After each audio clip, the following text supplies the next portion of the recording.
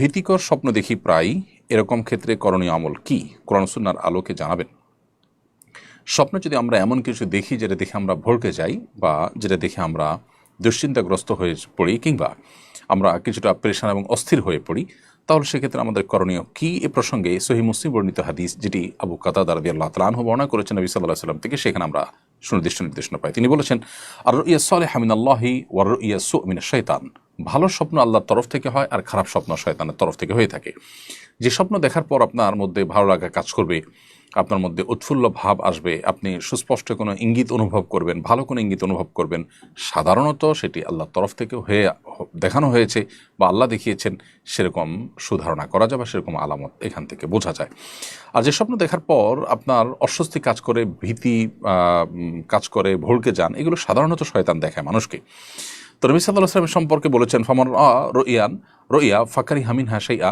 যদি কেউ এমন কোনো স্বপ্ন দেখে যেটা আসলে তার কাছে ভালো লাগেনি, অর্থাৎ যেখান থেকে সে ভালো কোনো ইঙ্গিত পাচ্ছে না, এরকম কোনো স্বপ্ন যদি সে দেখে, তাহলে কি করবে? নবী সাল্লাল্লাহু আলাইহি ওয়াসাল্লাম বলেছেন যে ফালিয়ানফুস আন ইয়াসারিহি, তাহলে সে বাম দিকে তিনবার যেন, বাম দিকে যেন প্রতীকী থুতু ফেলে। যেখানে শুয়ের আগায় যে পরিমাণ পানি থাকে সেরকম থুতুর কণা নির্গত হবে। এবং বলিয়া আউয়াজ মিনাশ শাইতান, এবং শয়তান থেকে আল্লাহর কাছে পানা চাবে, অর্থাৎ আউযু বিল্লাহি মিনাশ শাইতানির রাজিম পড়বে। এই দুটি কাজ যদি করেন, নবী সাল্লাল্লাহু আলাইহি ওয়াসাল্লাম বলেছেন, লা তাদুররু, সেই স্বপ্ন যেখানে কোনো খারাপ ইন্ডিকেশন আছে সেটা তার কোনো ক্ষতি করবে না, তাকে আল্লাহ তাআলা হেফাজত করবেন। এবং আরেকটি নির্দেশনা নবী সাল্লাল্লাহু আলাইহি ওয়াসাল্লাম দিয়েছেন, তা হলো ওয়ালা ইয়াখবিরু বিহা আহাদা, এবং কাউকে সংবাদের খবর দিবে না। এর পাশাপাশি নবী সাল্লাল্লাহু আলাইহি ওয়াসাল্লাম বলেছেন, ফাইন রাআ রুইয়া হাসানাহ, যদি ভালো স্বপ্ন কেউ দেখে, তাহলে সেক্ষেত্রে সে সেখান থেকে যেন সুসংবাদ গ্রহণ করে, এবং সেটা নিজের খুব কাছের লোকজন ছাড়া বাকিদেরকে যেন না বলে।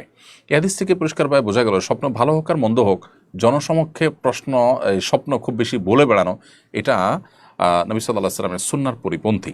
সাহাবা ইকরাম নবীজির কাছে প্রশ্ন করতেন স্বপ্নের উত্তর জানার জন্য। সেটা ব্যক্তিগত উদ্যোগ এবং একান্ত ঘরোয়া উদ্যোগ, একান্ত কাছের লোকদের মধ্যে নেওয়া উদ্যোগ।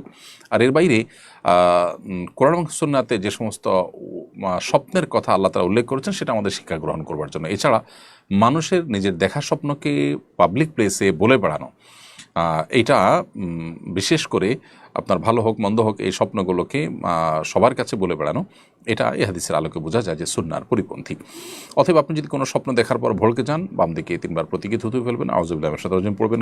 কোনো বর্ণনায় 2 রাকাত নামাজ পড়ার কথা বলা আছে, যদি সম্ভব হয় 2 রাকাত নামাজ পড়বেন, এবং পার্শ্ব পরিবর্তন করার কথাও বলা আছে। অতএব এই কাজগুলো আমরা করতে পারি। পাশাপাশি যে স্বপ্ন দেখার পর শুধুই অস্থিরতা কাজ করে, বেশিরভাগ ক্ষেত্রে এই স্বপ্ন মিনিংফুল কোনো স্বপ্ন না, শয়তান দেখায় থাকে, এটা ইগনোর করা এবং বাম দিকে প্রতীকী থুতু নিক্ষেপ করার মাধ্যমে আমরা এটা থেকে নিষ্কৃতি পেতে পারি ইনশাআল্লাহ তাআলা।